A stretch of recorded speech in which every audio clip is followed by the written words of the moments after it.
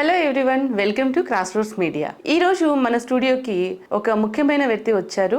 ఒకప్పుడు సినిమాల్లో తండ్రి అంటే గుమ్మడి గారే గుర్తొచ్చారు, కానీ ఇప్పుడు సీరియల్లో తండ్రి అంటే గుర్తొచ్చే ఒకే ఒక్క పేరు కృష్ణమూర్తి గారు. కృష్ణమూర్తి గారు ఇక్కడ దాకా ఎలా వచ్చారు, అసలు యాక్టింగ్ లో ఆయనకి ఇంట్రెస్ట్ ఎలా వచ్చింది, సాధారణ ఉద్యోగిగా లైఫ్ స్టార్ట్ చేసిన ఆయన ఇప్పుడు యాక్టింగ్ లో వచ్చి సినిమాల్లోనూ వెబ్ సిరీస్ లోను సీరియల్స్ లోను యాక్ట్ చేయడానికి ఇంట్రెస్ట్ ఎలా వచ్చింది, ఆయన మాటల్లోనే తెలుసుకుందాం.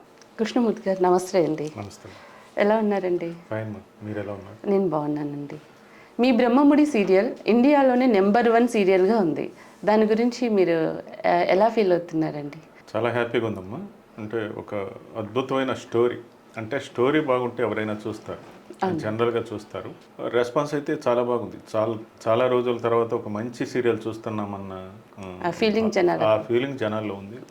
ప్రతి ఒక్కరు కూడా అది చూసేదానికి ఇంకా ఉత్సాహం చూపుతున్నారమ్మా. చాలా చాలా అంటే ఇప్పటికి 8 నెలలు అయింది. ఈ 8 నెలల కాలంలో ఒక స్టార్టింగ్ ఎపిసోడ్ నుంచి ఈ రోజు వరకు కూడా అది పైకి వెళ్తూనే ఉంది. అవును సార్. మిగతా సీరియల్కి భిన్నంగా ఉంది.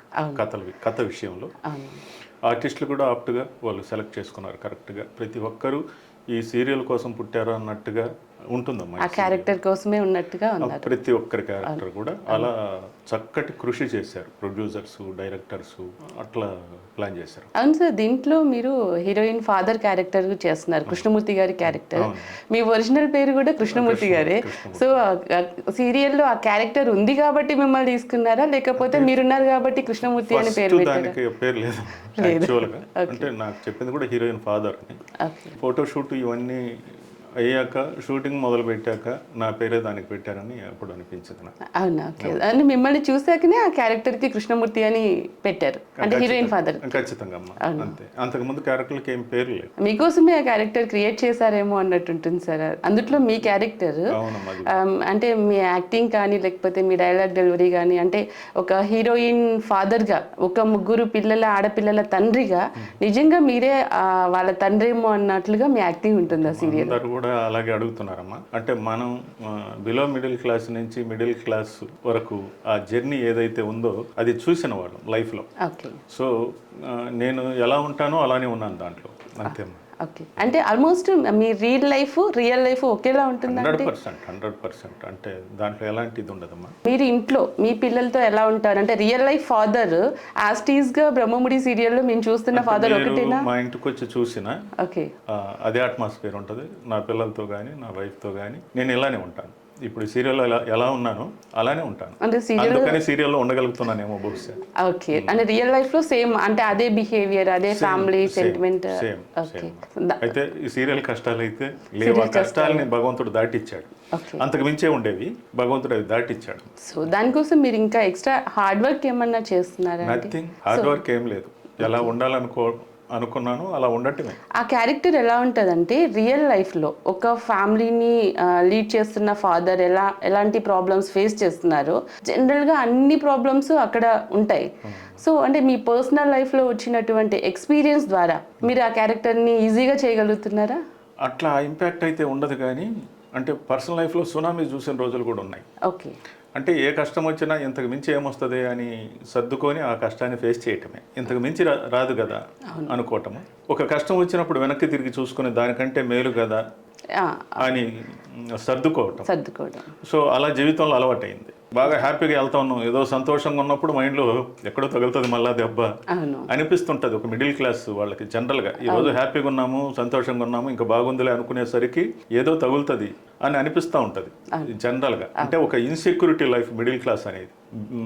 బిలో మిడిల్ క్లాస్ అయితే ఆ ఇన్సెక్యూరిటీ ఉండదు వాళ్ళకి. డే టు డే లైఫ్ ఇదేంటంటే ఇన్ బిట్వీన్. సో దాంట్లో ఆ స్ట్రగుల్స్ అనేవి ఖచ్చితంగా ఉంటాయి.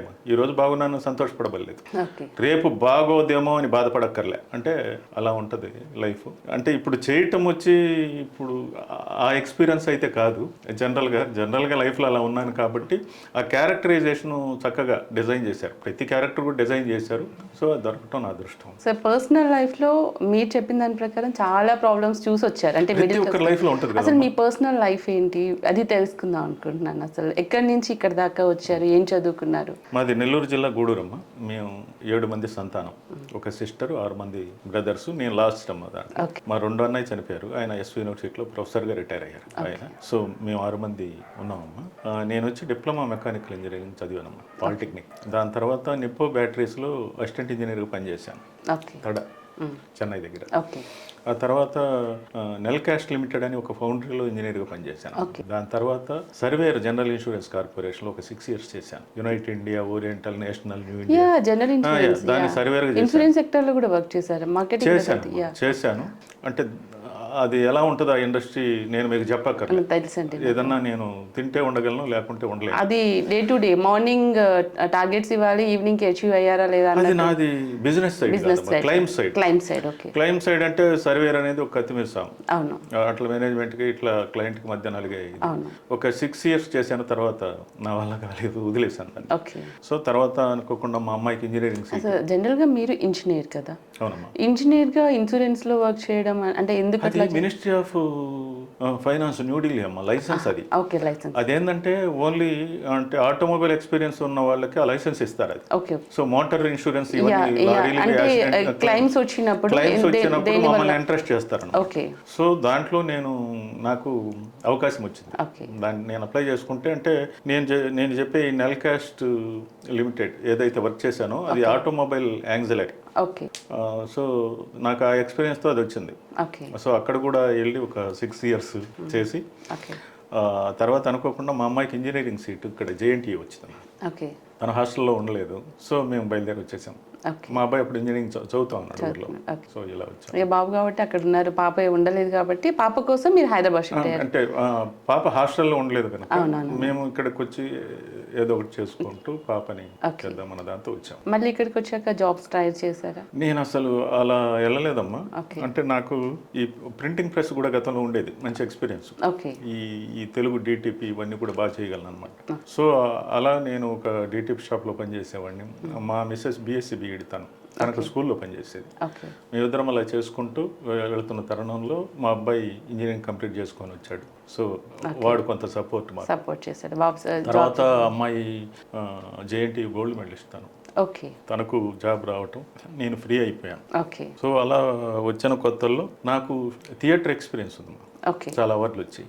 సో మా మిస్సెస్ మీకు చదువుకున్నప్పటి నుంచి మీకు యాక్టింగ్ అంటే 10th క్లాస్ నుంచి మీరు యాక్ట్ చేస్తున్నా. ఆ తర్వాత ఊర్లో ఈ పరిషత్ కాంపిటీషన్స్ 2 టీములు నన్ను చేర్చుకున్నాయి. వాళ్ళ టీముల్లో ఇట్లా స్టేట్ లెవెల్ కాంపిటీషన్స్కి వెళ్ళేవాళ్ళం. అప్పుడు నాకు చిన్న వయసులో చాలా అవార్డులు వచ్చాయి. సో ఇక్కడికి వచ్చాక మా మిస్సెస్ ఒకసారి టీవీ చూస్తూ ఇక్కడే కదా ఉండేది ఇండస్ట్రీ, ట్రై చేయొచ్చు కదా అన్నది. అలా ట్రై చేస్తూనే నాకు అవకాశాలు వచ్చాయి. అదే అంటే నేను మొత్తం ఫ్యామిలీ బర్డెన్స్ కొంచెం తగ్గించుకున్నాక పిల్లలు సెటిల్ అయ్యాక మీరు ఇండస్ట్రీకి వచ్చారా?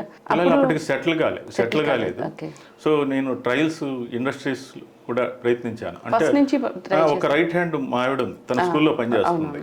సో అది సరిపోయేది కొంత నేను ఇలా ట్రై చేసుకుంటే నాకు 1 day 2 day అలాంటి క్యారెక్టర్లు వచ్చేవన్నమాట. అవి చేసుకుంటూ కొంత సపోర్ట్. కానీ నేను ఒక 3 years మా ఆవిడ చాలా కష్టపడింది.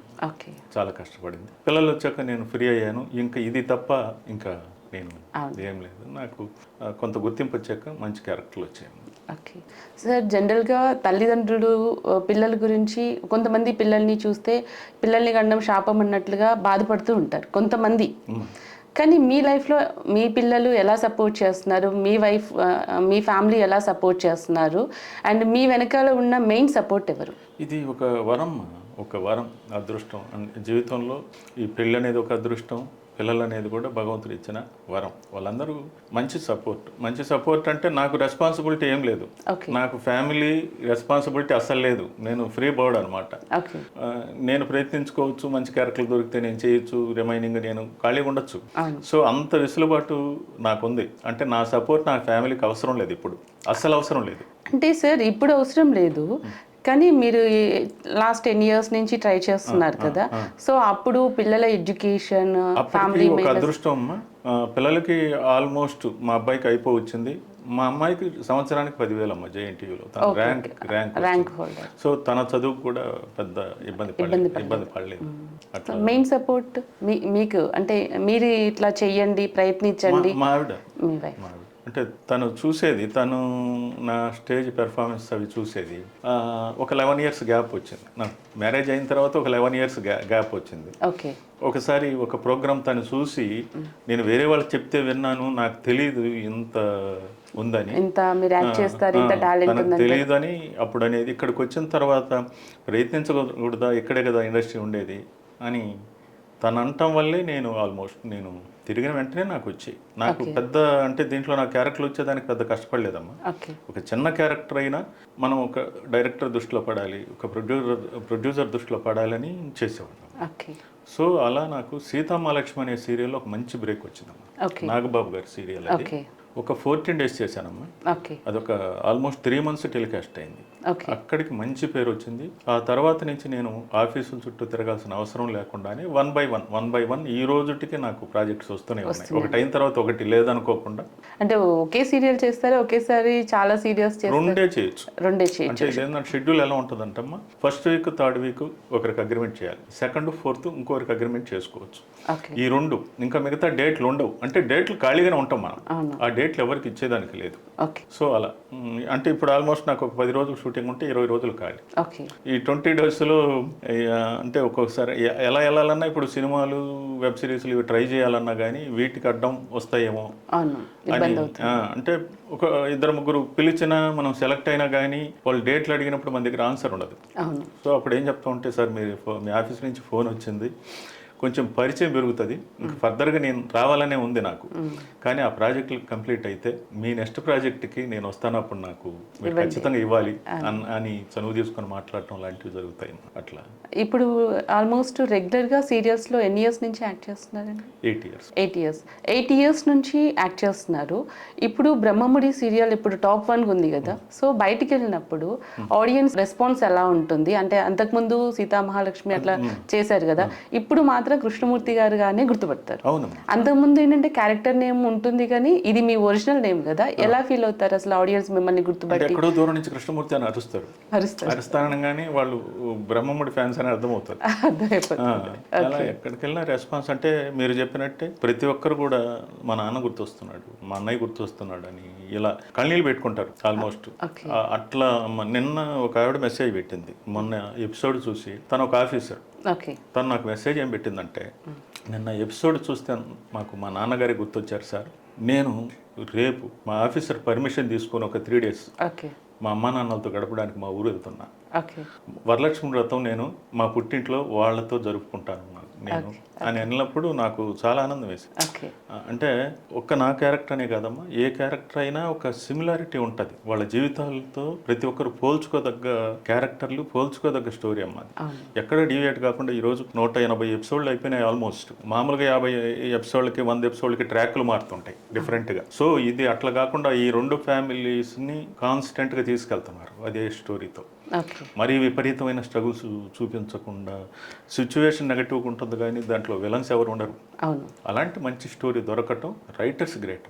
ఆ రైటర్స్ చేతికిచ్చిన కాగితాలని ఒక దృశ్య రూపంలో పెట్టడం అనేది దర్శకుల ప్రతిభ, అద్భుతం. వాళ్ళ డెడికేషన్ చూస్తుంటే అనిపిస్తుంది వాళ్ళు ఏదో భవిష్యత్తును ఊహించుకొని ఇంకో దాన్ని ఊహించుకొని చేయరు.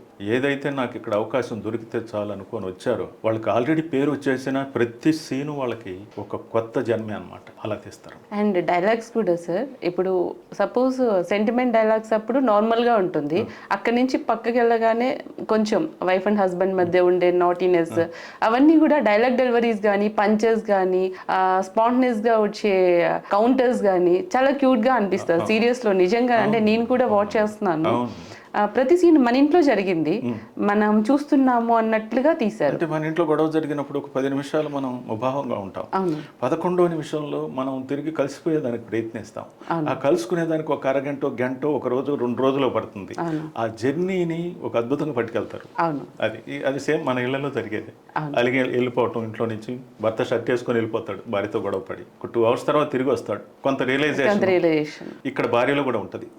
ఆ రియలైజేషన్ రియల్ రియల్ లైఫ్లో అంటే విడిపోయే బంధాలు అయితే కావు. అలా అంటే ఒక బిడ్డలతో ముడిపడ్డ కుటుంబం పెద్ద కారణం ఉండదు. గొడవకి ఇంట్లో పెద్ద కారణం అయితే ఉండదు. సో అవి ఉంటేనే ఆ ఇల్లు బాగుంటుందమ్మా. సో కృష్ణమూర్తి గారు ఒక యాక్టర్గా అందరికీ తెలుసు, కానీ కృష్ణమూర్తి గారిలో ఒక రైటర్ కూడా ఉన్నారని తెలుసుకున్నాము. అసలు కృష్ణమూర్తి గారికి రైటర్గా అసలు ఎందుకు ఇంట్రెస్ట్ వచ్చింది? ఇంత బిజీ లైఫ్లో ఎలాంటివి పుస్తకాలు మీరు రాశారు ఒకసారి చెప్తారా? రీసెంట్గా ఒక 4 అడుగులు అనే ఒక పుస్తకం రాశాను. ఓకే. అంటే ఒక 13 కథల సంపుటి.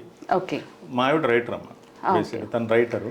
నాకు అసలు ఆ ధ్యాస లేదు, ఏదో రాయాలని చేయాలని అసలు లేదు. ఓకే. కరోనా టైంలో ఒక సీరియల్ చేస్తున్నానమ్మా. ఓకే. ఒక సీరియల్ చేసేటప్పుడు ఆ సీరియల్లో స్క్రీన్ ప్లే బాగలేదు, డైలాగ్స్ ఆర్టిస్ట్ చెప్పలేడు, ఆ ఫ్లో ఉండదు.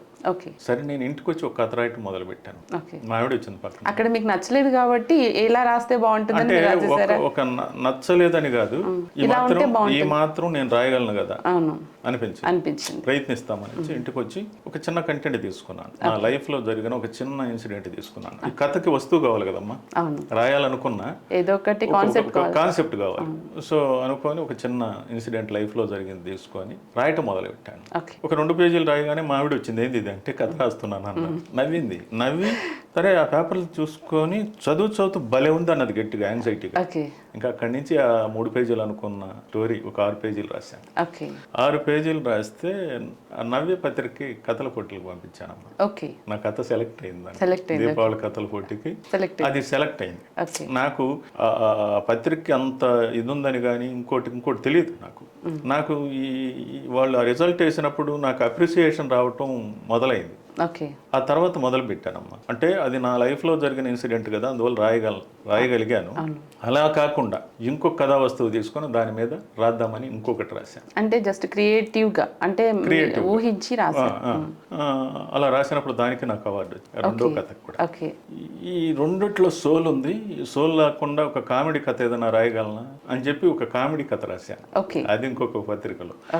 సో అట్లా దగ్గర ఒక 15-20 కథలు రాసి దాంట్లో నుంచి ఒక 13 కథలు సెగ్రిగేట్ చేసి 4 అడుగులు అనే టైటిల్ పెట్టి. 4 అడుగులు అని పేరు అంటే కాన్సెప్ట్. మా ఆవిడ ఒక బుక్ రాసింది నల్ల సూర్యుడు అని. ఆ పుస్తక ఆవిష్కరణ రవీంద్ర భారతిలో పెట్టుకున్నప్పుడు మా ఆవిడ అన్నది, ఇన్ని రాసావు కదా, నీ బుక్ కూడా పబ్లిష్ చేయొచ్చు కదా అంటే, సరే దీన్ని ఎక్కడ రివీల్ చేయకుండా నువ్వు వేసేసుకో, ఇన్విటేషన్ అంతా నీ పేరే ఉండాలి, గెస్ట్లు ఉండాలి, నా వైపు నుంచి 2 గెస్ట్లు పిలుస్తాను నేను, వాళ్ళని దాంట్లో ఇంక్లూడ్ చేయి, నీ బుక్ ఆవిష్కరణ అయిన తర్వాత నా అనౌన్స్ చెయ్యి. ఎందుకంటే నువ్వు ఆల్రెడీ తను ఎస్టాబ్లిష్ అయింది, చాలా మంది రైటర్స్ తను బాగా తెలుసు. ఇప్పుడు నేను రాస్తున్నాను అనేటప్పటికీ అది మన సొంత డబ్బా అయిపోద్ది. సో అట్లే తను ఒప్పుకున్నప్పుడు నేను 4 అడుగులను ఎందుకు రాశానంటేనమ్మా, సాహిత్య రంగం వైపు అని అర్థం. ఈ 4 అడుగులు నేను ఈ సాహిత్య రంగం వైపు నడుస్తున్నాను అర్థంతో నేను ఒక షార్ట్ ఫిల్మ్ చేశాను. దాంట్లో ఒక ముస్లిం నన్ను నడిపిస్తూ ఉంటాడు, చేయబట్టుకొని రోడ్డు దాటిస్తుంటాడు. ఆ బొమ్మేసి 4 అడుగులను పెట్టాను. అది జనాలకు బాగా వెళ్ళింది. అది కూడా రీసెంట్గా స్వాతి వీక్లీ మ్యాగజైన్లో దాని గురించి సమీక్ష రాశారు. అలా జరిగింది. సో వైఫ్ అండ్ హస్బెండ్ ఇద్దరు కూడా రైటర్స్ కదా, మీరు కూర్చొని రాసుకునేటప్పుడు ఒకరికొకరు డిస్కస్ చేసుకుంటారా? మీకన్నా ఆవిడ సీనియర్ కదా. అసలు సీనియర్ అయినా ఇంకోటైనా కానీ ఏమవుద్దంటే ఇక్కడ నువ్వు రాసే విధానం వేరే, నేను వేరే. నువ్వు రాసే విధానం ఏంటంటే నీకు మంచి గ్రిప్ ఉంది. నాకు కొన్ని పదాలు నేను కొన్ని రాయలేను. ఇప్పుడు ఎద్దనప్పుడు సులోచన రాని కానీ ఇంకోరు కానీ తను పుస్తకాలు ఎక్కువ చదవద్ది, నేను అసలు చదవను. అండ్ రెగ్యులర్ గా రాసే వాళ్ళకి ఏంటంటే కొత్త కొత్త పదాలు వెతుక్కొని రాసుకుంటారు. నాది ఎట్లా ఉంటుంది అంటే నా కథ జర్నీ ఉంటుంది. బుట్టా శ్రీధర్ గారు నాకు ఫోన్ చేసి ఆయన నాకు మ్యాప్ పెట్టాడు. అని నేను అడుగుతానే పెడుతున్నాడు, మ్యాప్ పెడుతున్నాడు, డీటెయిల్గా నాకు పెట్టాడు. ఇట్లా తిరగండి, ఇట్లా తిరగండి అంటే సిటీలో ఇట్లా తిరగాలి దాన్ని చూస్తే రాదు. మ్యాప్ నన్ను ఎక్కడ ఒక గోడ దగ్గర ఆపేసినా అక్కడ ఆపేయాల్సిందే బండి. సో సార్ నేను వచ్చే టైంకి మీరు చేరుకుంటారు అక్కడికంటే ఆల్రెడీ వచ్చున్నాను అంటే నా కథ బలేదమ్మా. ఈ జర్నీలో మీకు శ్రీధర్ గారు కనిపించుంటారు, నేను కనిపించుంటారు, అలా ఉంటుందమ్మా. ఓకే అక్కడ ఎక్కడో ఒక దగ్గర ఒక చిన్న కంక్లూజన్ ఇస్తాను. ఓకే అంటే అలా ఉంటుంది. ఒక కథ తీసుకున్న జర్నీ ఉండాలి, దాంట్లో స్క్రీన్ ప్లే బాగుండాలని. అంటే ఫర్దర్గా అది నాకు, నేను ఒక మూవీస్ రాయటానికి కానీ లేకుంటే నేను సీరియల్స్ కానీ వెబ్ సిరీస్ రాయటానికి నాకు ఆ జర్నీ బాగుంటుంది. దాంట్లో ఆ దృశ్యం కనిపించాలన్న విధంగా నేను రాస్తాను. అంటే ఇప్పుడు మీరు రాసే కథని చదివితే అది ఇక్కడ వాళ్ళిద్దరూ మాట్లాడుకుంటున్నారంటే మన ముందు మాట్లాడుకుంటున్నట్టుగా కనిపించేది. 100%. ఓకే ఇది నాది. సో నేను అట్లే జర్నీ చేస్తున్నానమ్మా. ఒక మూవీకి రాశాను ఆల్రెడీ. తొందరలో ఇంకొక వెబ్ సిరీస్కి రాస్తున్నారు. సో యాక్టర్ అయిపోయింది, రైటర్ అయిపోయింది, డైరెక్షన్ కూడా చేసే ఇంట్రెస్ట్ ఉందా? డైరెక్షన్ అంటే ఆల్రెడీ ఒక అది కత్తిమే సామమ్మ ఒక షార్ట్ ఫిల్మ్ చేశాను. ఒక షార్ట్ ఫిల్మ్ ఇస్త్రీ పెట్టాను, చేశాను. ఇప్పుడు నేను డైరెక్షన్ చేయాలంటే చాలా కష్టమైన పని. నేను చెప్పాను కదమ్మా, ఇప్పుడు మా డైరెక్టర్ ఉన్నారు, రాత్రింబొగులు కష్టపడతారు. నేను మహా అయితే నేను ఒక 2 రోజులు రాత్రింబొగులు కష్టపడగలనేమో, ఆయన నెలంతా పడతారు. నెలంతా, అది తప్ప ఇంకేం లేదు. అంటే ఇంక ఈయనకు ఓపిక ఉండదులే, ఈ సీన్ ఈ రోజు కాదని అనుకుంటాం, ఆ సీన్ పెడతాడు ఎప్పుడు. అంటే అంత ఓపిక ఉండదమ్మా. ఇంకోటి ఏంటంటే ఒక చిన్న పొరపాటు కనిపించిన ఎత్తి చూపించేది డైరెక్టర్ని, స్టోరీలో ఏది తేడా వచ్చినా తిట్టేది డైరెక్టర్ని. సో ఆయన వెనకాల 24 క్రాఫ్ట్స్ ఖచ్చితంగా ఉంటాయి. అది సాధ్యం కాని పని, కష్టం. ఎప్పుడైనా నేను చిన్న వయసులో వచ్చి ఉంటే అది ఏమన్నా జరుగుండేదేమో, కానీ నేను చిన్నవాటికి పరిమితం. చిన్న షార్ట్ ఫిల్మ్స్ అన్ని నేను ఖచ్చితంగా చక్కగా తీయగలను, దాంట్లో డౌటే లేదు. ఇంకా మీరు అన్నట్టు యాక్టర్ అయిపోయింది, రైటర్ అయిపోయింది అని అంటే, ఈ 24 క్రాఫ్ట్స్లో ఆర్టిస్ట్ అనేవాడు ఒకడు. వాడు ఇండస్ట్రీలో సర్వైవ్ అవ్వాలంటే లైఫ్ చాలా తక్కువ అనమాట. అంటే గతంలో దశాబ్దాల తరబడి ఆర్టిస్టులు ఉండేవాళ్ళు, దశాబ్దాలు 30-40 సంవత్సరాల నుంచి ఇండస్ట్రీలో ఉన్న వాళ్ళు ఈ రోజుకి కూడా ఉన్నారు. ఇప్పుడు కాలం కొంతే అమ్మా, కొత్త నీరు వస్తుంది. ఆ ఇచ్చిన టైంలో, భగవంతుడు ఇచ్చిన ఆ టైంలో నువ్వు ఫ్రూట్ఫుల్గా చేసుకొని వెళ్ళి స్థిమితంగా కూర్చొని వీటిని నెమరేసుకోవటం తప్ప ఇంకేం లేదు. సో దీంట్లో ఇంకొక డిపార్ట్మెంట్ కావాలని నేను ఎన్నుకున్నది వచ్చి ఈ రైటింగ్ సైడ్. ఇక్కడ నేను రైటర్ అనుకోవట్లేదు, మీరు రైటర్ అనుకోండి, మీరు ఆల్రెడీ ఎస్టాబ్లిష్డ్ రైటరు. మీ దగ్గర నేను అసిస్టెంట్గా చేరిపోవాలి. మీ దగ్గర అసిస్టెంట్గా చేరిపోతూ మీరు నేర్చుకున్న దానిలో నేను గ్రహించటం, మీకు బాగా సహాయపడటం. మీరు నాకు రూపాయి ఇస్తారనుకోండి, నాకు అక్కర్లే, ₹1 ఇవ్వమ్మ చాలు, మిగతా నాకు షూటింగ్ ఉంటే వెళ్ళిపోతా, ఈ పని చేయను. నాకు షూటింగ్ లేదా మీ దగ్గరే ఉంటా, ఇది కాన్సెప్ట్. ఇది ఎందుకు అనుకుంటున్నానంటే అమ్మా, మీరు ఎక్కడైతే రాస్తారో, ఏ ప్రొడక్షన్కి అయితే మీరు రాసిస్తారో వాళ్ళందరికీ నేను దగ్గర అవుతా. వాళ్ళు నన్ను ఆర్టిస్ట్గా అంతో ఇంతో గుర్తించుంటారు, నాకు ఒక మంచి క్యారెక్టర్ ఇస్తారు. దాంట్లో నేను ఇంకా 4 మెట్లు ఎక్కేదానికి నాకు అవకాశం. నేను ఈ రైటర్ అని చెప్పుకునేదానికి అది నా స్వార్థం అమ్మ. రాయగలనో లేదో తీసి పక్కన పెడితే అంతో ఎంతో ఉపయోగపడగలను రైటర్కి. కృష్ణమూర్తి గారు, ఇంతకు ముందు సినిమాల్లో ఫాదర్ క్యారెక్టర్ అంటే గుమ్మడి గారు కనిపించేవారు మనకి. అంటే గుమ్మడి గారు అంటే హీరోయిన్ ఫాదర్, హీరో ఫాదర్ అన్నట్టు కనిపిస్తారు. ఇప్పుడు మీ పేరు చెప్పగానే ఫాదర్ క్యారెక్టర్, ఇంకా కృష్ణమూర్తి గారే ఫాదర్ క్యారెక్టర్ కి సెట్ అవుతారని ఇండస్ట్రీలో ఒక పేరు వచ్చేస్తుంది. మీకు అంటే ఫాదర్ క్యారెక్టర్స్ చేస్తారా, ఇంకేదైనా స్పెషల్ క్యారెక్టర్స్ ఉంటే చేస్తారా? మొన్న ఒక ప్రొడక్షన్కి పిలిచారమ్మా, ఫాదర్ క్యారెక్టర్ చెప్పారు, ఆయన క్యారెక్టరైజేషన్ అన్ని సిమిలర్గా ఉన్నాయి సార్. ఇదేంటంటే మిమ్మల్ని చూడగానే ఆ ప్లీజింగ్ అపీరెన్స్ కనిపిస్తారు సార్. అది అంటే ఒక్కసారి నాకు నెగటివ్ రోల్ ఇచ్చి చూడండి సార్. ఎవరన్నా ఇస్తారా మీకు అలా, మిమ్మల్ని చూస్తే అలా అనిపిస్తారంటే? అందుకే సరే ఇచ్చి చూడమంటున్నాను. నాకు ఒక 1918 to 1919 1 yearలో I got 22 times best villain award in theatres. అది వచ్చింది. నాకు బెస్ట్ కమెడియన్ కూడా 30+ టైమ్స్. నాకు ఆల్ కేటగిరీస్లో నాకు అవార్డులు వచ్చున్నాయి. ఇప్పుడు మనం ఎస్టాబ్లిష్ కావాలంటే నాకు ఇస్తే తెలుస్తుంది. వరస్ట్ క్యారెక్టర్, అలాంటి క్యారెక్టర్స్ రేర్గా వస్తాయి, దాంట్లో మంచి పేరు వచ్చిందన్నమాట. అలా అంటే ఒకసారి చూస్తే ఆడిషన్కి, అంటే మామూలుగా ఆడిషన్కి పిలిచినా నన్ను ఇలాంటివే చెప్తారు. నన్ను చూస్తానే మీకు ఎందుకు సార్ ఆడిషన్, వద్దు వెళ్ళండి, మీ క్యారెక్టర్ ఉంది దీంట్లో అంటారు. నేను చేసి వెళ్తానంట. ఎందుకు సార్ వద్దంటున్నాగా, మీరు తెలుసుగా మాకంటే, లేదండి నేను చేస్తానని డిఫరెంట్గా చేస్తాను. డిఫరెంట్గా వాళ్ళ కంటెంట్ కనుక్కుంటాను. నాకు రఫ్గా చెప్పండి సార్, ఇది విలేజ్ బ్యాక్డ్రాప్ లేకుంటే రూరలా, సెమీ రూరలా, అర్బన్ అని అడుగుతాను. చెప్తారు కొంత. చెప్పినప్పుడు దానికి తగ్గ ఒకటి చేసి వస్తాను. అంటే అప్పుడు నాకు కంపల్సరీగా కన్ఫర్మ్ అవుతుంది ఆ క్యారెక్టర్. బట్ ఏంటంటే ఈ సీరియల్ డేట్లు ఇవి ఉన్నాయి కాబట్టి ఒక్కోసారి నేను కమిట్ కాలేను. సినిమాల్లో ఉంటాయి అవకాశాలు, మనం చూపించుకోగలిగితే, డిఫరెంట్గా చూపించుకోగలిగితే డెఫినెట్గా ఉంటాయి. ఏదైనా చేయగలను భగవంతుడి దేవుడు. ఇప్పటి వరకు మీరు చేసినవన్నీ కూడా అంటే మీ రియల్ లైఫ్లో ఎలా ఉంటారో అలా నార్మల్ లైఫ్ క్యారెక్టర్ ఆల్మోస్ట్. అంటే నిజంగా కృష్ణమూర్తి గారిలో ఉన్నటువంటి ఒరిజినల్ యాక్టర్ ఇప్పటి వరకు బయటికి రాలేదు. అంటే ఏ క్యారెక్టర్లో ఆ క్యారెక్టర్లో ఇన్వాల్వ్మెంట్ అయితే ఉంటుంది. ఇన్వాల్వ్మెంట్ ఉంది, కాకపోతే ఏంటంటే మీరు అన్నట్టుగా నెగిటివ్ క్యారెక్టర్స్. నెగిటివ్ క్యారెక్టర్ ఏంటి, కృష్ణమూర్తి గారి రియల్ లైఫ్ క్యారెక్టర్ అయితే నెగిటివ్ క్యారెక్టర్ కాదు, సాఫ్ట్గా ఉంటారు. సో అప్పుడు అలా నెగిటివ్ క్యారెక్టర్లో యాక్ట్ చేస్తేనే మీ యాక్టింగ్ స్కిల్స్ అన్నీ కూడా ఆడియన్స్ దాకా వెళ్తాయేమో అని నాకు అనిపిస్తుంది. అవునమ్మా, రావాలిగా. అలాంటప్పుడు నేను ఆడిషన్కి వెళ్ళినప్పుడు నేను తెలుసుకుంటాను, నేను ఆ నెగటివే ఇస్తాను అనమాట. ఆ నెగటివ్ ఎప్పుడైతే ఇచ్చానో కొంత సస్టైన్ అవుతా, ఒరే ఇది కూడా చేయగలడేనా అని చెప్పి సస్టైన్ అవుతా. బట్ నాకు ఇంకా టైం రాలేదు. ఇప్పుడు ఫాదర్ క్యారెక్టర్ అంటే సాఫ్ట్ గా అలా చెప్తారు, నెగిటివ్ క్యారెక్టర్స్ అనగానే ఫేషియల్ ఎక్స్ప్రెషన్స్ కానీ బాడీ లాంగ్వేజ్ డిఫరెంట్ గా ఉంటుంది. అవును. సో అట్లా చూస్తే బాగుంటదేమో, మిమ్మల్ని కొంచెం రొటీన్ కి డిఫరెంట్ గా అట్లా చెప్తే బాగుంటుందని నాకు అనిపిస్తుంది. ఒకసారి మీరు నెగిటివ్ క్యారెక్టర్ ఎట్లా చేస్తారు, సపోజ్ ఇప్పుడు మీరు నా విలన్, ఒక డైలాగ్, ఒక చిన్న ఎక్స్ప్రెషన్స్ మా కోసం చేస్తే. మొగుడు చచ్చాడు ఏడవే తల్లి అంటే మొగుడు ఉంచుకున్న మొండి ఆడవలేదు, అందుకని నేను ఏడవనన్నదట. వెనకటి దీనిలాడిదే ఒకటి. ఎంతకాలం గూడి ఆలనా పాలనా పట్టించుకోలేదు, కానీ పట్టించుకునే వాళ్ళని చూసి ఏడుపు. అన్నయ్య వచ్చాక కూడా దీన్ని ఎట్టాగా మాట్లాడమను, అప్పుడు చెప్తాను దీని సంగతి. సూపర్ అండి. నిజంగా ఆ విలన్ని చూస్తున్నట్టుగా ఉన్నాను. మీ ఫేషియల్ ఎక్స్ప్రెషన్స్, మీ కళ్ళు ఇలా పెద్దగా, బాడీ లాంగ్వేజ్, కూర్చునే విధానం అన్నిట్లలో నెగిటివ్గా అనిపిస్తుంది. దీన్ని చూసైనా ఎవరైనా నెగిటివ్ క్యారెక్టర్స్ మీకు ఇవ్వాలి, డిఫరెంట్గా చూడాలి కృష్ణమూర్తి గారు. ఇప్పుడు మొన్న ఒక వెబ్ సిరీస్కి పిలిచారు, ఒక వెబ్ సిరీస్కి పిలిచారు. దాంట్లో కర్నూలు బ్యాక్డ్రాప్లో ఒక ఫ్యాక్షనిస్ట్, ఆయన చూస్తాను అడిగారు, మీరు నెగిటివ్ ఓకే అని అంటే ఎదురు చూస్తున్నాను సార్ అన్నాను అని. ఆయన ఒక సీన్ ఇచ్చారు, ఒక 3 pages సీను, ఒక అద్భుతమైన సీన్, ఒక పోలీస్ స్టేషన్లో సీను. చక్కగా చేసి బయట వచ్చిన తర్వాత ఆయన మరి మీ డేట్స్ అన్నాడు. ఆఫీస్ నుంచి పిలుపు వచ్చింది, వచ్చాను. నా అదృష్టం బాగుండి అడ్జస్ట్ అయితే నేను చేయగలను, లేకుంటే మీ పరిచయం కోసం సార్ ముఖ్యంగా నేను వచ్చింది. ఫర్దర్గా మీ సినిమాలు ఉంటాయిగా, అప్పటికి నాకు ఎంట్రీ ఏమైనా ఉంటుందేమో అన్న దాంతో వచ్చాను. ఒక మంచి ఫ్యాక్షనిస్ట్ క్యారెక్టర్, ఎక్స్ట్రాడినరీ సీన్, అది రాయటమే చేయగలిగాను అనుకుంటున్నా.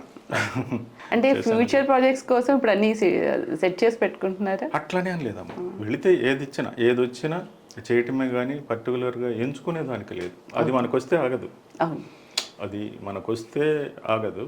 ఏది వచ్చినా కానీ ఒక మంచి క్యారెక్టర్ అనిపిస్తే పెద్ద సినిమాలు అసలు వెళ్ళనమ్మా, చిన్న సినిమాలు కంపల్సరీగా వెళ్తాను. చిన్న సినిమాలకు వెళ్ళినప్పుడు ఏమవుద్దంటే పెద్ద క్యారెక్టర్ వస్తుంది, ఆ సినిమా సక్సెస్ అవ్వాలి, జనాల్లోకి వెళ్తే మేము వెళ్తాం, లేకుంటే ఉండదు. జనరల్గా సీరియల్స్ చాలా చేశారు, షార్ట్ ఫిలిమ్స్ చాలా చేశారు, ఏమన్నా మూవీస్లో యాక్ట్ చేశారంటే పేరు వచ్చిన క్యారెక్టర్ ఏమన్నా? అంటే నేను చెప్తే ఈసారి మీరు నాకు ఇప్పుడు పరిచయం కాబట్టి ఈసారి చూసేటప్పుడు నేను ఉన్నానని తెలుస్తుంది మీకు.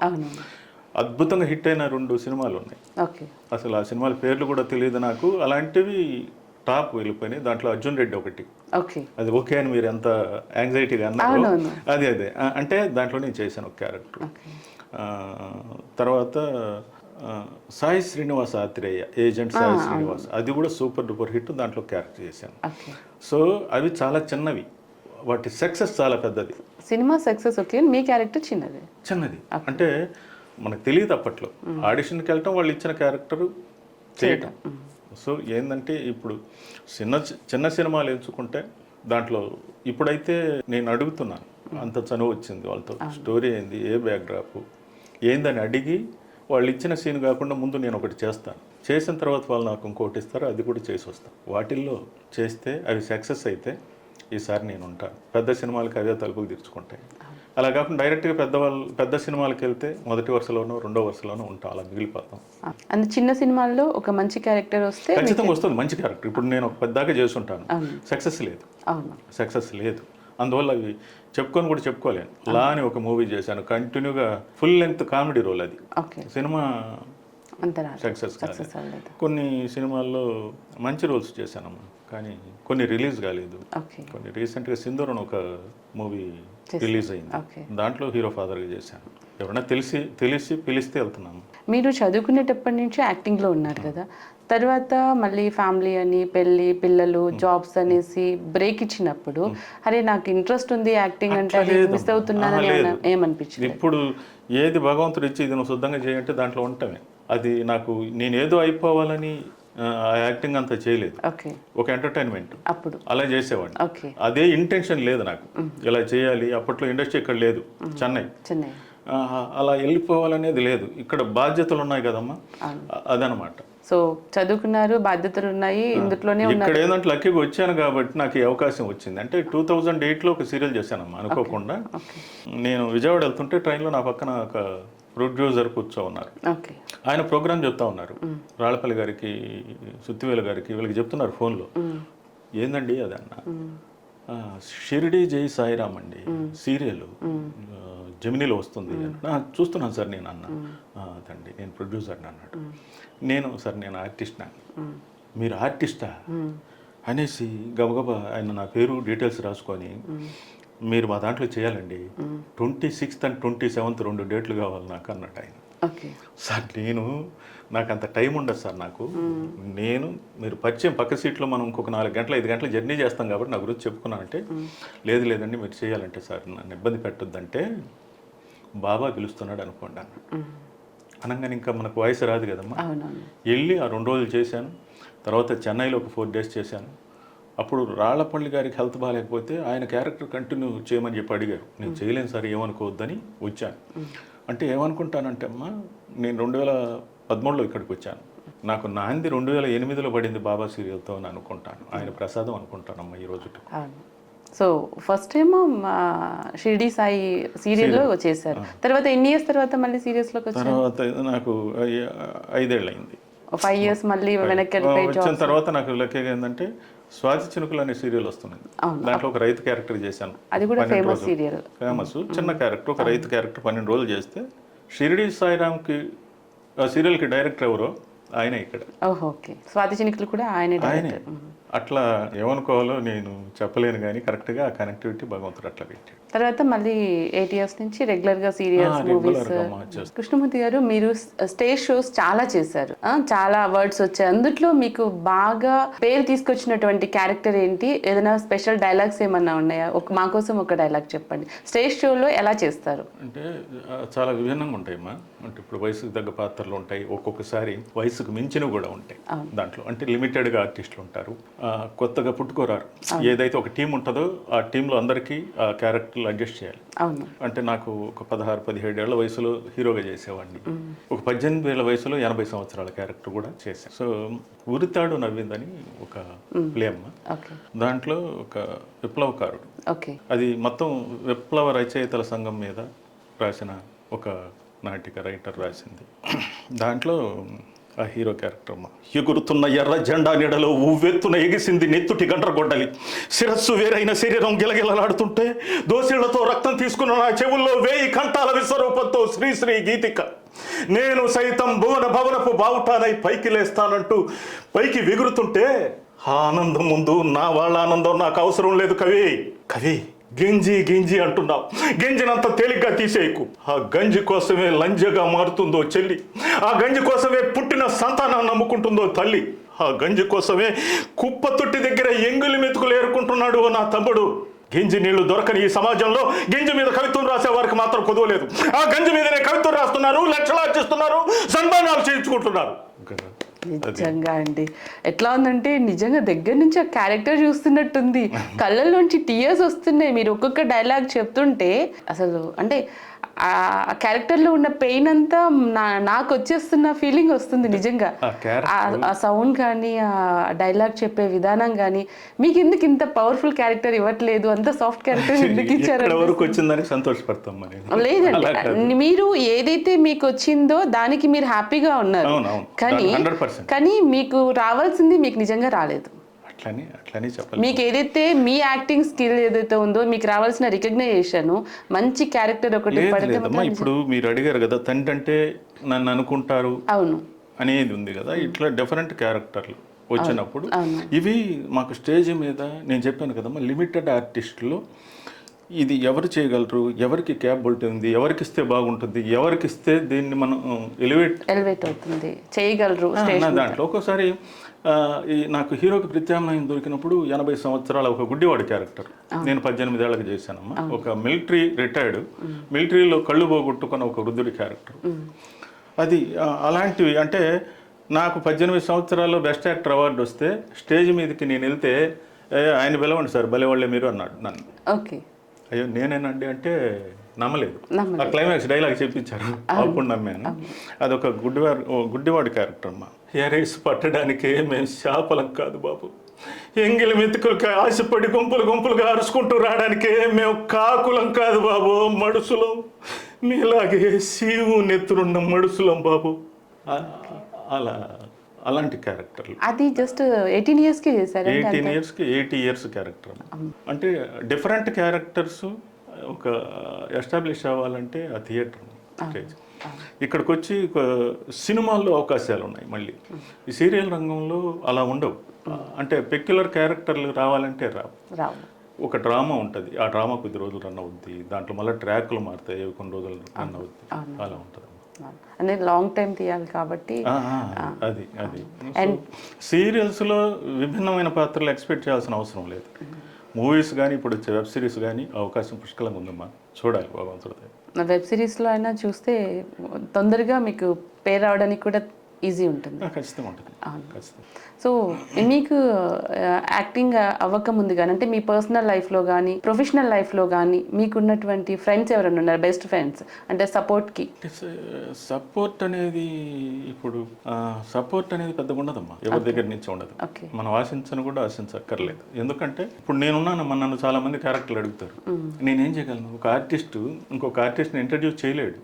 అంటే ఏ పాత్రలు వస్తాయో మనకు తెలియదు, ఏ ట్రాక్లు వస్తాయో తెలియదు. అది ఛానల్ పరిధిలో ఉంటుంది, ఛానల్ పరిధిలో ఉంటుంది. అట్లా ఇప్పుడు ఒకటి చేసుకుంటూ పోతే ఛానల్ దృష్టిలో పడి ఇతను బాగున్నాడు, ఇతనికి ఇద్దామన్న అవకాశం ఒకసారి వచ్చిన తర్వాత అది నిలబెట్టుకుంటే ఇంకొక ఛానల్ మనల్ని చూసినప్పుడు ఇంకో ఛానల్లోకి పిలవటం అలాంటివి జరుగుతుంది. కానీ ఇది మనకు వచ్చిన అవకాశాన్ని మనం సద్వినియోగం చేసుకోవటం, చక్కగా యాక్టింగ్ చేస్తూ యాటిట్యూడ్ పెంచుకోకుండా ఒద్దిగ్గా ఉంటూ అందరితో బాగుంటూ ఈ జర్నీ చేస్తేనే అవకాశాలు వస్తాయి. అట్లా సపోర్ట్ అంటూ కృష్ణమూర్తికి వేషం ఇవ్వండి అని ఎవరు చెప్పలేరమ్మా. అంటే అవి ఏమున్నాయో తెలియవు ఆయనకి. నాకు చాలా మంది పరిచయం, వాళ్ళు చేయలేదు, నాకు సాయం చేయలేదు, నన్ను సపోర్ట్ చేయలేదు అనుకుంటే తప్పు. అవకాశం రాకపోవచ్చు. ఇప్పుడు నన్ను మించిన వాళ్ళు వాళ్ళ దృష్టిలో ఉండొచ్చు. ఇవన్నీ కూడా చూడాలి. ఎందుకంటే నాకు ఒక వ్యక్తి నన్ను అడిగినప్పుడు నేను సాయం చేయలేకపోతే దాని వెనక కారణాలు ఎలా ఉంటాయో ఇంతకంటే ఎక్కువ ఉంటాయి వాళ్ళు. సో సపోర్ట్ అనేది భగవంతుడేమో అంతే. రేపు ఈ క్యారెక్టర్ వస్తుంది కానీ ఆయన చెప్తే సరే స్వామి అని స్థిమితంగా నిద్రపోవాలి. కానీ నాకు అది రాలేదని ఆశపడకు. నేను ఎప్పటికైనా అసలు నేను హైదరాబాద్ వస్తాను అనుకోలేదు, ఇండస్ట్రీలో ఉంటాను అనుకోలేదు, నాకు ఇన్ని అవకాశాలు వస్తాయని అనుకోలేదు. సో ఇది చాలా నాకు అనుకుంటాను అప్పుడప్పుడు, ఆయన ఇస్తే తీసుకోవటమే. జనరల్గా ఇండస్ట్రీలో కాంపిటీషన్ ఉంటుంది, లేదంటే ఈ క్యారెక్టర్ మీకు ఇచ్చేసామని చెప్పేసి 1 or 2 days షూట్ అయిపోయిన తర్వాత మీరు వద్దు అని తీసేస్తారని విన్నాను. అలా మీకు ఎప్పుడైనా అనిపించిందా? అంటే నాకైతే జరగలేదమ్మా. అంటే ఇప్పుడు కారణాలు వెతకనమ్మా. ఒక మూవీ కట్టిన 2 months జర్నీ చేశాను నేను, స్క్రిప్ట్ వర్క్ ప్లస్ దాంట్లో lead role, hero father. Hero వచ్చి ఒక కొత్త డైరెక్టర్ అతనే, హీరో అతనే.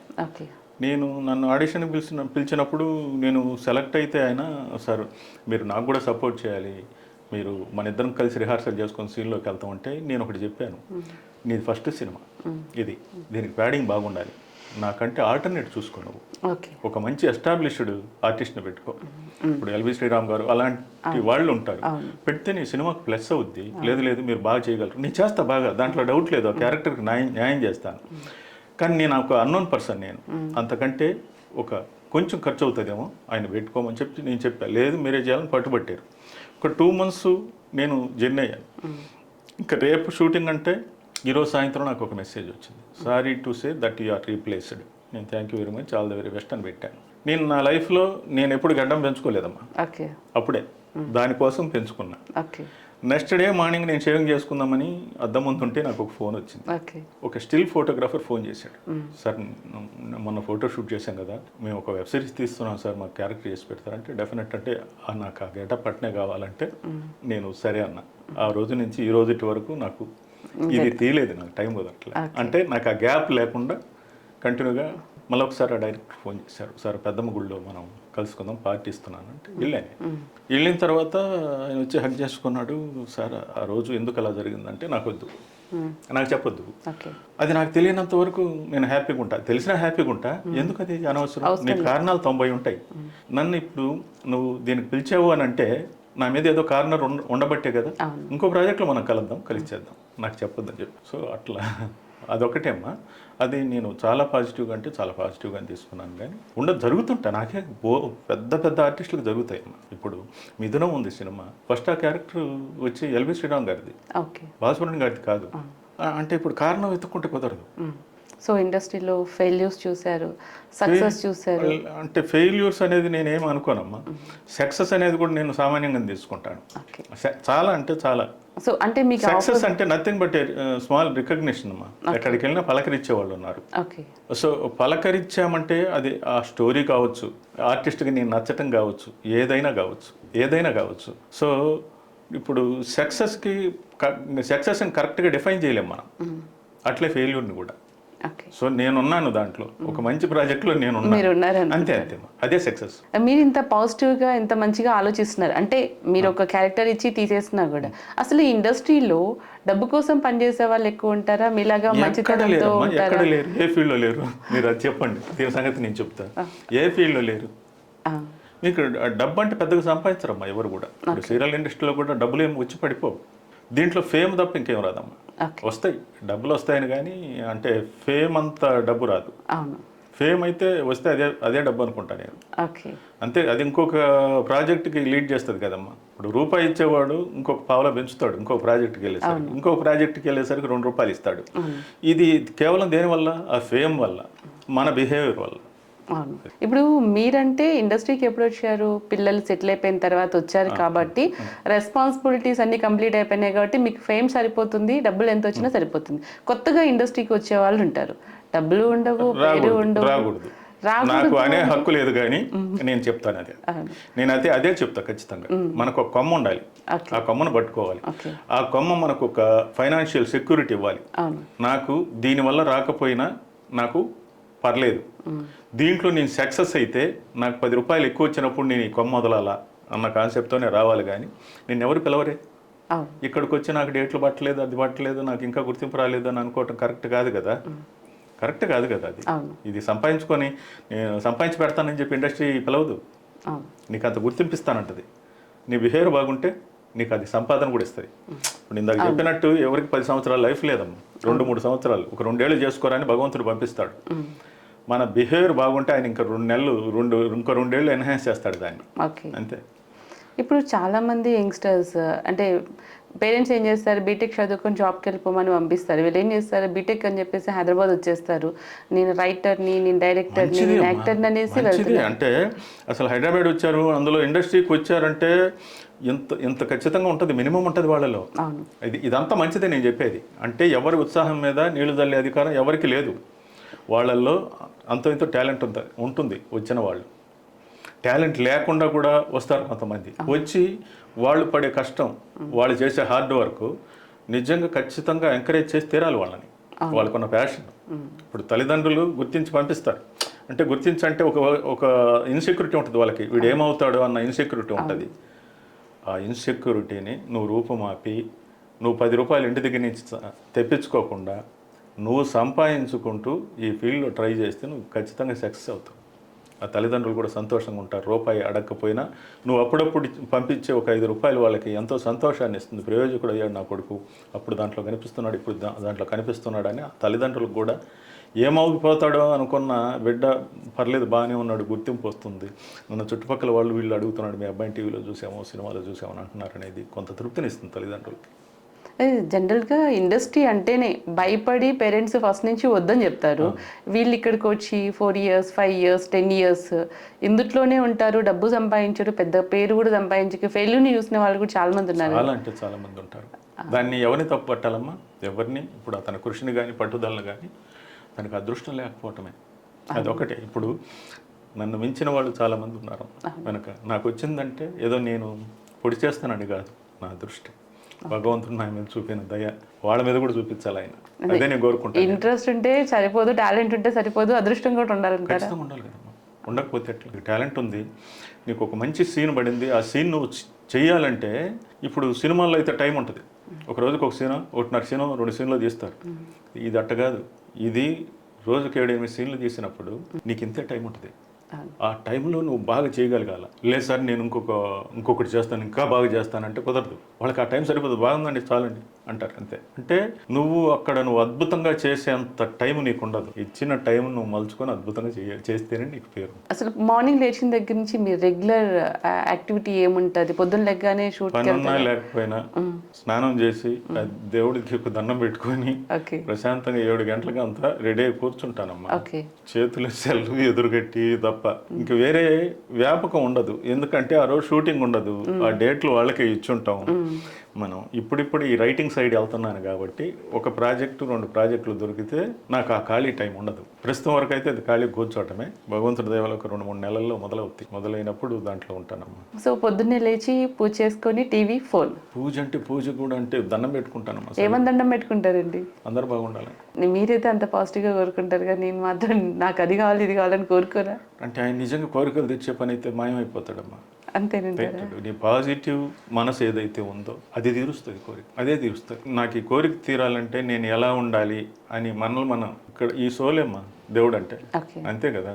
ఇది రైట్ అని చెప్తే మనం కదులుతా ఉంటాం, తప్పు అని చెప్పినా కదులుతాం. చూడమ్మా, అది తెలుసు, ఇది చెప్తుంటది రే వెళ్ళొద్దు అట్లా తప్పు అంటుంటది. వినం, మనం వెళ్తాం. అది విన్న రోజు మనకు అన్ని తీరుతాయి. అసలు ఇంత పాజిటివ్ మైండ్ సెట్ మీకు ఫస్ట్ నుంచి ఉందా, లేకపోతే లైఫ్ లో అప్ అండ్ డౌన్స్ అన్ని చూడడం వల్ల ఇలా పాజిటివ్ అయ్యారా? బిగినింగ్ నుంచి అంతో ఇంత ఉంది అంటే వయసు పెరిగే కొద్దీ అది ఇంకా బలపడుతుంది. ఏంటంటే మంది కాని విషయం జోలికి పోకూడదు, చెత్తను మైండ్లో వేసుకోకూడదు. ఒకటి చెడిపోతే మనకేమి రాదు. ఆసక్తిగా అది వినటం ఏమొస్తుంది?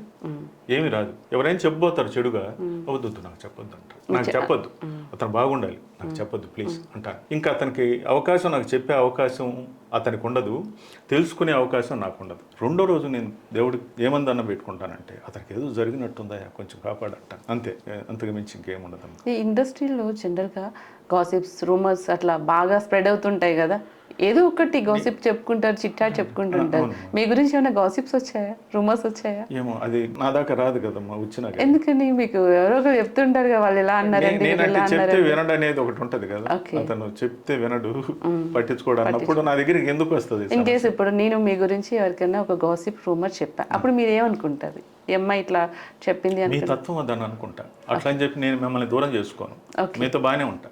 ఎందుకని? ఒక మనిషి మన గురించి చెడుగా చెప్తే కోపం రావాలి కదా. తత్వం అది. నా కోపం ఎందుకు వస్తుందమ్మా? మీ వల్ల నాకు రూపాయి నష్టం లే, నా వల్ల మీకు రూపాయి నష్టం లే. నన్ను ఏ విధంగా నష్టపరచగలరు మీరు? ఇది రోడ్లో వేసి దంచబడిన జీవితం ఇది. నన్ను ఇంకేం నష్టపరుస్తారు మీరు? ఏం లేదు కదా, ఏం లేదు, పిప్పు ఉంది ఇక్కడ. ఏం చేయగలరు మీరు? ఏం చేయనప్పుడు నేను మిమ్మల్ని ఎందుకు పోగొట్టుకోవాలి? ఒక్కసారి విసిగిపోయి అంటే అతనిలాగా మనం ఉంటే బాగుండని ఒక్కసారి మీకు అనిపిస్తే చాలు. దానివల్ల కొంత ప్రశాంతత మీకు చేకూరితే ఎవరికి బాగుంటుంది. ప్రశాంతంగా మనం ఇంకొకరి జోలికి పోకుండా, ఇంకొకటి చెత్త మన జీవితంలో వేసుకోకుండా. మొన్న ఒక మాట ఏదో చదివాను అక్కడ ఒక దగ్గర, నువ్వు ఇంతకాలము టైం వేస్ట్ చేసుకున్నావు, బాధపడక్కర్లే. ఒక 6 నెలలు కష్టపడు, నువ్వు వేస్ట్ చేసుకున్న టైం అంతా కూడా ఈ 6 నెలలు కవర్ చేస్తుంది. ఎంత మంచి మాట అమ్మా. నీకేదో గోల్సో టార్గెట్సో ఇంకోటో ఉన్నా కానీ నా జీవితం వేస్ట్ అయిపోయిందని నువ్వు అనుకోకుండా, నువ్వు అనుకున్నది దాని మీద ఒక 6 నెలలు కష్టపడు. నీకు పోయిన కాలంతో పాటు 10 కాలం తిరిగి వస్తుంది. కాలం నీ కోసం ఎదురు చూస్తూ ఉంటాను. అసలు 1% కూడా మీరు నెగిటివ్గా దేని గురించి ఆలోచించారు? అవసరం ఏముంది అంటున్నా. నేను ఈరోజు నా కారు తొడవలేదు కుర్రోడు, నిన్న పిల్లలు తిరిగారు, ఎక్కడో వర్షం మొత్తం దుమ్మంతా ఉంది. ఆవేశంతో వాడికి కొంచెం ఫోన్ చేయబోయినా. ఇప్పుడు నేను ఫోన్ చేస్తా, వాడు వచ్చి నా కారు తొడుస్తాడా? కారణం ఏదో చెప్తాడు. దానివల్ల నేను ఒక జర్నీ 1/2 గంట సేపు వాడు ఫోన్లో వాడిని తిట్టింది నాకు ఆ జర్నీలో ఉంటూనే ఉంటుంది. ఏమైంది, ఏదో పని ఉంటుంది, తుడిచుండడు, లేకపోతే పోని. నా కారు ఎవరికి కనిపించాలి ఇప్పుడు దుమ్ము లేకుండా? అవసరం ఏముంది, అది నా ప్రయాణానికే కదా, దుమ్ము కొట్టుకొని ఉంటే ఏమి అని అనుకున్నాను. ప్రశాంతంగా వచ్చాను, అది పోయింది. అట్లా అసలు మీ మాటలు వింటుంటే జీవితాన్ని మొత్తం మీరు ఇందాక అన్నారు కదా, రోట్లో వేసి దంచి అని పిప్పి ఇది అన్నారు కదా, ఒక యోగి లాగా అసలు అన్నిటికీ అతీతంగా అనిపిస్తున్నారు. అలా ఏమి ఉండదు ఉండదమ్మా. నాకేందంటే వయసు పైన పడే కొద్దీ ఏమొస్తుందంటే ఇంకెంత జీవితం ఉంది, ఈ జీవితంలో మనం సంతోషంగా ఉండాలి. ఎలా ఉంటే మనం సంతోషంగా ఉండాలి, ఎలా ఉంటే అంటే వివాదాలకు దూరంగా ఇంకొకరి విషయంలో మనం ఏమన్నా చేయగలిగితే మనం ఇన్వాల్వ్ అవటం. లేకుంటే నేను చేయగలిగిందంతా ఎవరికైనా ఏంటంటే ఏమవుద్ది ఏం కాదు అని ఒక ధైర్యం ఇవ్వడం. దానికేం నాకు ఖర్చు ఏముంది, ఏమైంది. ఒక అమ్మాయి వచ్చి చాలా బాధపడ్డది నా దగ్గర, సార్ ఇట్లా అయిపోయింది. ఆ అమ్మాయి డబ్బింగ్ ఆర్టిస్ట్, మా ఇంటి పక్కనే ఉండేది. తను ఏదో ట్రబుల్స్ ఏదో చెప్పబోయింది. నన్ను చూసావు కదా నువ్వు, నా కష్టాల కంటేనా? లేదు సార్ నేను బాగున్నా, ఇప్పుడు చూస్తున్నావు కదా నువ్వు బాగుంటావు రేపు అన్నా. ఆ అమ్మాయి మొహం సంతోషంతో నిజమే కదా, నన్ను చూసింది ఘోరంగా చూసాను. అమ్మాయి ఇప్పుడు తన కష్టాలు నాతో కంపేర్ చేసుకోమన్నప్పుడు అలా చూసింది నన్ను, నేను ఇప్పుడు బాగున్నాను కదా అన్నప్పుడు అలా చూసింది. నువ్వు రేపు బాగుంటావు అన్నప్పుడు తనకు ఒక కంక్లూజన్, రేపు నేను బాగుంటానేమో అన్న ఒక ఇది. సో తను పాజిటివ్గా వెళ్తుంది అక్కడి నుంచి. అంటే ఈ మాటలు అయితే చెప్పగలను. నా చేతనైన సాయం అయితే చేయగలను ఎవరికైనా, దాని మించి అయితే. అసలు అంతగానం మీరు కష్టాలు అంటున్నారు కదా, అసలు ఎటువంటి కష్టాలని చూసి వచ్చారు? ప్రతి ఒక్కరి లైఫ్ ఉంటుందమ్మా. ఇప్పుడు మిమ్మల్ని బాగా ఇబ్బంది పెట్టిన కష్టం చెప్పండి. అట్టని చెప్పలేదు సార్, ఈ ఒక ప్రాబ్లం వచ్చింది, ఒక దెబ్బ తగిలింది, ఓకే, ఇంతకు మించి ఇంకా ఈ దెబ్బ తినడానికి మన దగ్గర ఏదీ లేదని ఒక స్టేజ్ అనిపిస్తుంది కదా, ఆ భయంకరమైన దెబ్బ. భయంకరం అంటే ఇప్పుడు ఒడిదుడుకులు ఈ ఫైనాన్షియల్గా కానీ ఇంకో రకంగా కానీ ఇంకొక రకంగా కానీ, చిన్న వయసులో మన మీద రాళ్ళు పడుతున్నా మనం తట్టుకునే స్థితి కాదు అది. అది పోయే కొద్దీ ఆ కష్టాలని ఓర్చుకునే కొద్దీ ఆ కష్టం మంచి ఓర్పునిస్తుంది మనిషికి. అదే ఒక మంచి ధైర్యాన్ని కూడా ఇస్తుంది. అది ప్రతి ఒక్కరు, నాది పెద్ద కష్టమేం కాదు. నాది అంటే నేను ఫ్యామిలీని రన్ చేస్తున్నాను కాబట్టి నాకు పెద్ద కష్టమే. అక్కడి నుంచి తర్వాత ఏమైంది, నాకు పిల్లల రూపంలో భగవంతుడు ఆ కష్టాలన్నీ తొలగించాడు, అవన్నీ చేసుకుంటూ పోయాడు. ఇతరుల విషయాల్లో మనం ఎంటర్ కాకుండా ఎవరు ఏమన్నా కానీ పడటం అనుకోని. పడతారా, పట్టించుకోరా? అంటే ఎవరైనా వచ్చి చెప్పబోయినా నేను అసలు వాళ్ళని వారిస్తా. అంటే ఫస్ట్ వినేవాడిని, విన్న తర్వాత 1-2 రోజులు మనసు బాగలేకుండా పోయేది. అప్పుడు అనిపించింది అసలు వినకుంటే అసలు ఈ బాధ లేదుగా నాకు. ఈసారి దగ్గరకు వచ్చినప్పుడు చెప్పొద్దు, నాకొద్దని చెప్పొద్దు. వాడు చెడిపోతే నీకు రాదు, నీకేం ఒరగదు, నాకు ఒరగదు. సునకానందం 2 రోజులు హ్యాపీగా ఉంటావేమో నువ్వు, వాడు చెడిపోయాడని నేను ఉంటానేమో. ఆ దరిద్రం వద్దు మనకు, వాడు బాగుపడాలని కోరుకోవద్దు అన్నది ఎప్పుడైతే అది అలవర్చుకున్నానో ఇంకా అక్కడి నుంచి నాకు హ్యాపీగా ఉంది లైఫ్. నాకు ఇక్కడ చెత్త అనేది ఫీలింగ్ అస్సలు లేదు. మనసు ఎప్పుడు నాకు తేలిగా ఉంటుంది, పీస్ఫుల్గా ఉంటుంది. ఇప్పుడు కష్టం వస్తే తప్పదు, బేర్ చేయాలి. ఏం చేస్తాం, ఏం చేయాలి? ఇక్కడ మూడో మనిషి కోసం ఎదురు చూస్తూ చాలా మంది చచ్చిపోతున్నారు. మూడో మనిషి ఏమనుకుంటాడో అనే జర్నీ చేస్తున్నారు. మూడో మనిషితో మనకేం పని అమ్మా? మూడో మనిషి అంటే society. We have to simply ignore the society in order to lead the family. వాళ్ళని పట్టించుకోకుండా ఉంటే మనం బాగుంటాం. మూడు మనిషి అనుకుంటే మనం సాయం చేయడు, ఆనందపడుతుంటాడే కానీ సాయం చేస్తాడా? వాడిని వదిలేస్తే ఏమవుద్ది? సొసైటీతో నాకు పని లేదు. I have to answer to my soul. నేను కరెక్టా కాదని నన్ను నేను ప్రశ్నించుకున్నప్పుడు, నువ్వు కరెక్ట్ అని నీకు అనిపించినప్పుడు నువ్వు నడు, హాయిగా నువ్వు నడు. నీ ఫ్యామిలీలో ఎవరన్నా ఇట్లా వద్దు, ఇది వద్దు మనకు, ఇది వద్దనే వద్దు మనకు అని చెప్పటం, నడుచుకుంటే వెళ్ళటమే. వెనక్కి తిరిగి చూస్తే వాళ్ళ దగ్గర ఉంటే సంతోషపడటం, దూరంగా ఉంటే ఎప్పుడో వస్తారులే అనుకోవటం.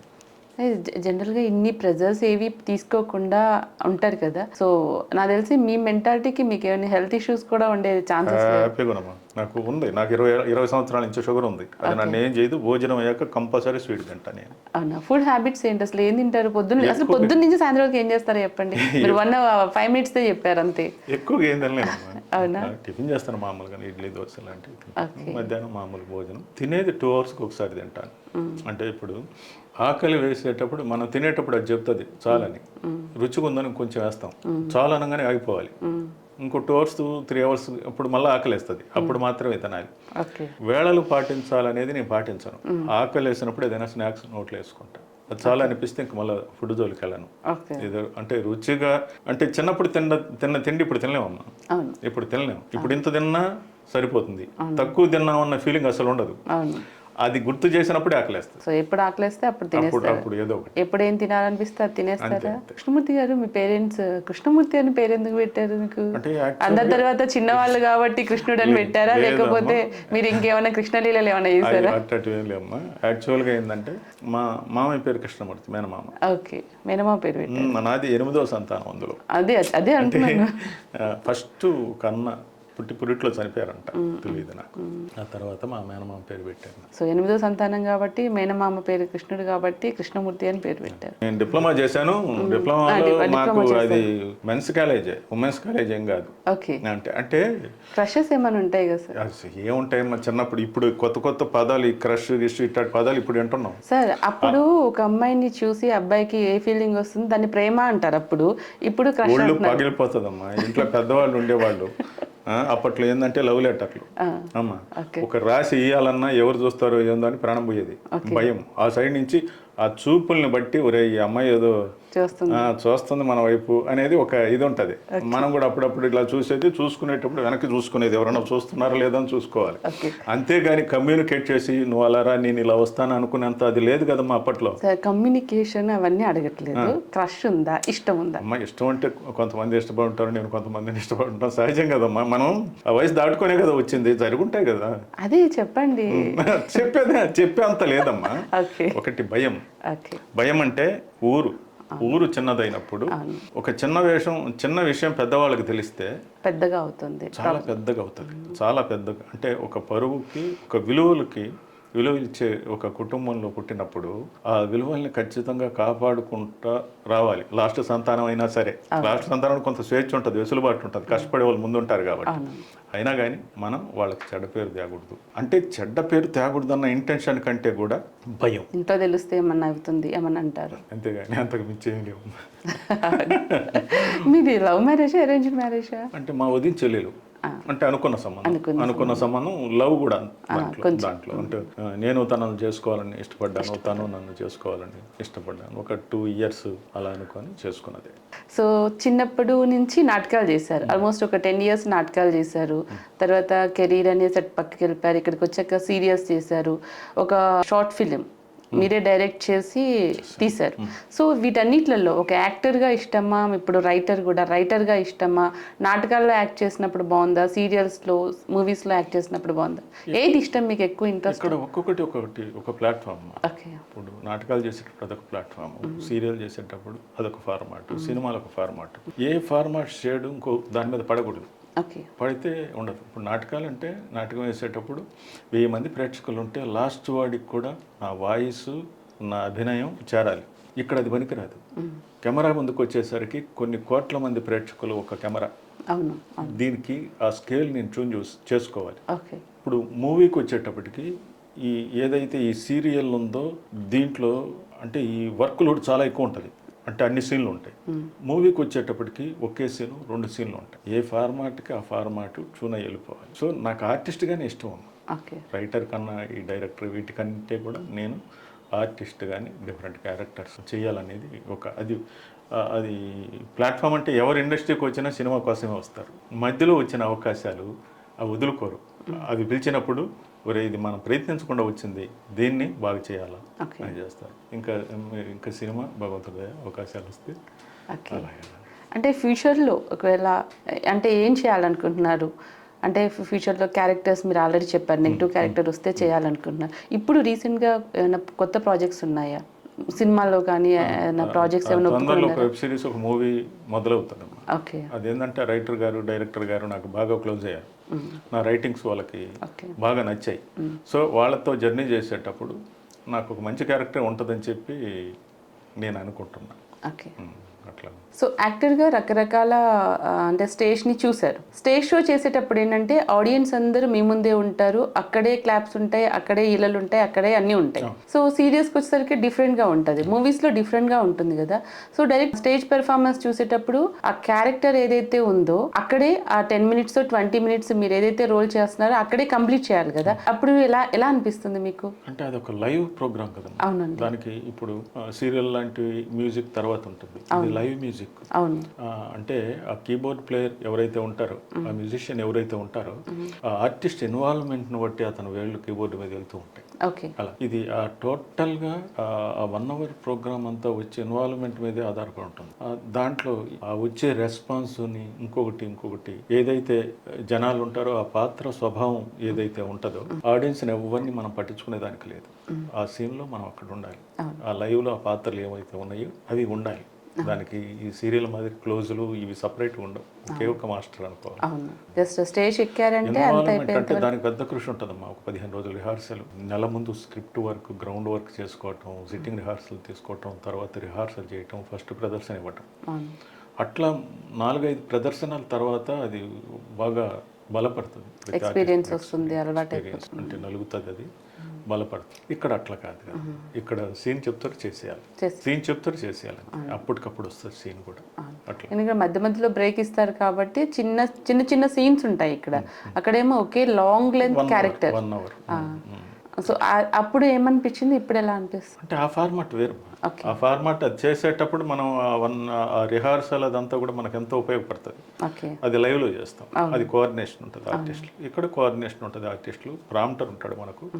ఆ సీన్ మనం డైజెస్ట్ చేసుకున్న తర్వాత ఆ ప్రాంప్టర్ మనల్ని బట్టి అతని డిక్షన్ ఉంటుంది, దాన్ని ఫాలో అయ్యి చేయటమే. ఇది కష్టమైన పని. అదైతే రిహార్సల్ ఉంటుంది కాబట్టి చేయటం, కానీ దీనికి అది ఉండదు. ఇది ఈ ఫార్మాట్కి అలవాటు పడితే ఇది ఒక అద్భుతం. ఓకే, మీరు యాక్టర్, రైటర్, డైరెక్టర్ కదా, మీ వైఫ్ కూడా రైటర్ కదా, మీ పిల్లలు ఏం చేస్తున్నారంటే? ఇద్దరు సాఫ్ట్వేర్ ఇంజనీర్లు. ఇద్దరు సాఫ్ట్వేర్ ఇంజనీర్స్. మీ పిల్లలు ఇద్దరు రైటర్స్ కాదా? అసలు వాళ్ళకి ఈ కల్చరల్ యాక్టివిటీస్ ఇవేమి ఇంట్రెస్ట్ లేదు, తక్కువ. పిల్లలు ఏం చేస్తున్నారండి? అబ్బాయి సాఫ్ట్వేర్ ఇంజనీర్, అమ్మాయి కూడా సాఫ్ట్వేర్ ఇంజనీర్. అబ్బాయికి మధ్య మ్యారేజ్ చేశాను, ఓకే, అమ్మాయికి చేయాలి. ఫస్ట్ బాబు. సో రైటర్గా చాలా స్టోరీస్ రాస్తారు కదా, దాంట్లో ఆడవాళ్ళ క్యారెక్టర్స్ ఇలానే ఉండాలి, లేదా మగవాళ్ళ క్యారెక్టర్స్ ఇలాగే ఉండాలి, ఆడవాళ్ళు ఎక్కువ మగవాళ్ళు ఎక్కువ అని ఏమన్నా మీరేమనుకుంటారు? అసలు వ్యత్యాసాలు ఉండవమ్మా. వ్యత్యాసాలు ఏమన్నా? నేను రాసే కథల్లో ఒక నెగిటివ్ రోల్ని కూడా పాజిటివ్గా రాస్తాను. ఇప్పుడు జనరల్గా చూసుకుంటే మనం తరతరాలుగా చూస్తున్నాం, అత్త కోడలకు అసలు పడదు. అవును, ఇట్లా అత్త ఒక తల్లి పాత్ర, బిడ్డ ఒక కూతురులాగా ఆ అత్తకి ఉంటే ఎలా ఉంటుందన్న పాజిటివ్గానే రాస్తాను. సపోజ్ రాస్తూ ఉంటాను, ఆ అమ్మాయి ఒక స్కూల్ టీచరు, కోడలు, నిద్ర లేచిన మొదలు అమ్మాయి ఆ బిడ్డల్ని చూసుకొని వాళ్ళని రెడీ చేసి స్కూల్కి తీసుకెళ్ళటం, తను క్యారీలు చేసుకోవటం, ఈ బాధ్యత అంతా అత్తగారు తీసుకుంటారు. తను రెడీ చేసేస్తుంది, మొత్తం రెడీ చేసేస్తారు.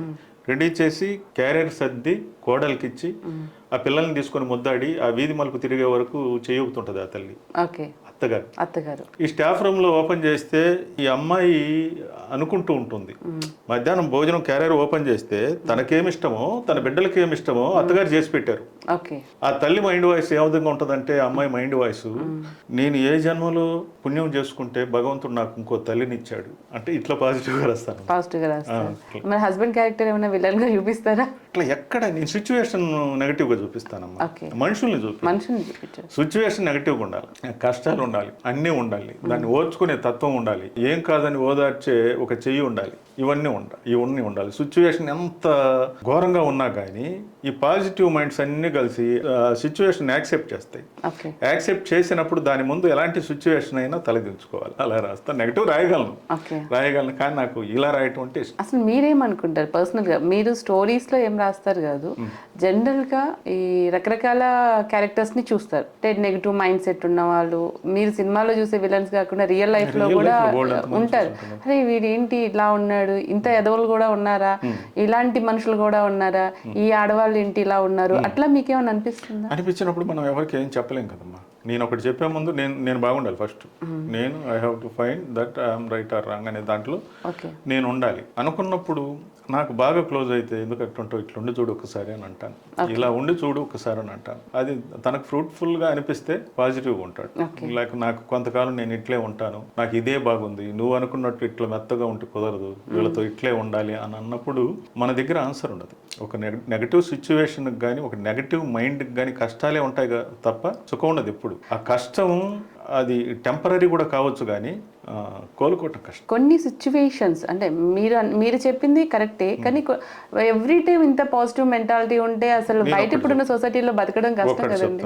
ఒకటి నన్ను కొట్టేదానికి వచ్చాడు అనుకోండి, ఇది ఇష్యూ, తప్పు వాడి సైడ్ ఉన్న నన్ను కొట్టేదానికి వచ్చేసాడు, 2 చేతులు పట్టుకున్నా, sorry brother, very very sorry, ఏమనుకోవద్దంట, లైన్ మీద చంపేస్తాను నా కొడక సారీ ఒక 3-4 నిమిషాల తర్వాత నాకు ఒక సౌండ్ వినిపిస్తుంది. వాడు ఇదే టెంపోతో పోయి వేరే వాడితో గొడవ పట్టుకుంటాడు. ఓకే అక్కడ కొట్టం మొహం పగిలిపోయి బ్లడ్ వస్తుంది.